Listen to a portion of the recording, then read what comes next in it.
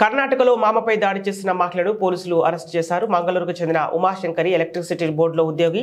భర్త విదేశాల్లో ఉండటంతో అత్తమామలతో కలిసి ఒకే ఇంట్లో ఉంటుంది. మార్చి 9న ఆమె మేనమామ పద్మనామ సువర్ణ తన చొక్కాయి సోఫాపై పెట్టడంతో చితకబాదారు.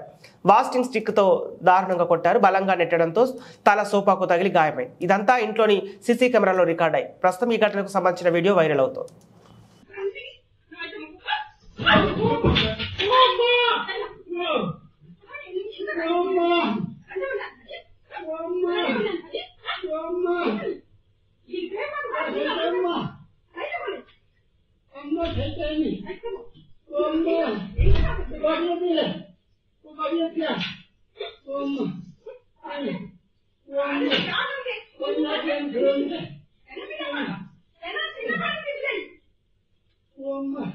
Iba a tirar